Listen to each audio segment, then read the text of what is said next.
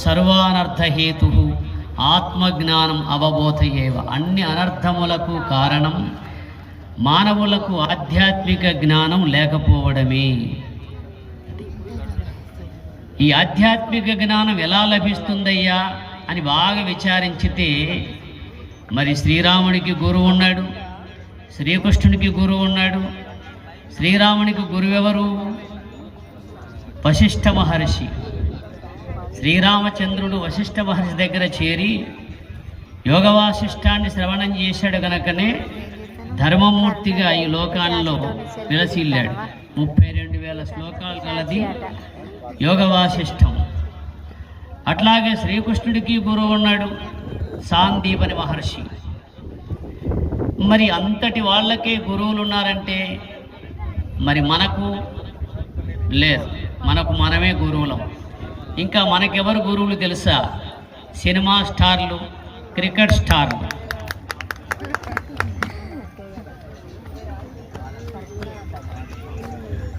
మనకు గురువులు ఎవరు? సినిమా స్టార్లు, క్రికెట్ స్టార్లు. ఎందువల్ల అంటే వాళ్ళు చెప్పింది మనం చేస్తున్నాం. వాళ్ళు ఏ వస్తువు వాడమంటే అదే వాడుతున్నాం. వాళ్ళు ఏ విధంగా ఉండమంటే అలాగే ఉంటున్నాం. దీన్ని బట్టి చూస్తే వాళ్ళే మనకు గురువులు.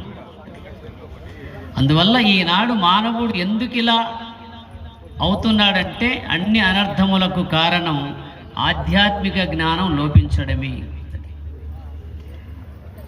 అందుకే ధర్మో రక్షతి రక్షిత అనే పదం ఎందుకు వాడుతున్నారు మహాత్ములు? ధర్మాన్ని రక్షిస్తే ఆ ధర్మమే నిన్ను రక్షిస్తుంది. మరి ధర్మం అంటే ధరతీతి ధర్మ, ధరతి ఇది ధర్మ, ధృంధారణి ధరింపబడునది ధర్మము. ఈనాడు మానవుడు అన్నీ ధరిస్తున్నాడు. దేహానికి కావలసినవి ధరిస్తున్నాడు, మనస్సుకు కావలసినవి ధరిస్తున్నాడు, బుద్ధికి కావలసినవి ధరిస్తున్నాడు. కానీ మన వేదాంత శాస్త్రాల్లో చెప్పినటువంటి ధర్మాన్ని మాత్రం ధరించలేకపోతున్నాడు. అది అందుకే మన వేదాంత శాస్త్రాలు ఏం చెబుతున్నాయి? మన పూర్వీకులైన మహర్షులు ఏ మార్గంలో పయనించారు, ప్రస్తుతం మనం ఏ మార్గంలో పోతున్నాం అని ఈ 3 విషయాలు ప్రతి తల్లి, ప్రతి తండ్రి, ప్రతి యువకుడు, ప్రతి యువతి ఆలోచించవలసిన సమయం ఆసన్నమైంది. మన వేదాంత శాస్త్రాలు, భారత, భాగవత, ఇతిహాస పురాణాలు, భగవద్గీత, ఉపనిషత్తులు, బ్రహ్మసూత్రాలు, ఇంకా మహాత్ములు రచించినటువంటి అనుభవపూర్వక ప్రకరణ గ్రంథాలు ఇవన్నీ ఏం చెబుతున్నాయి?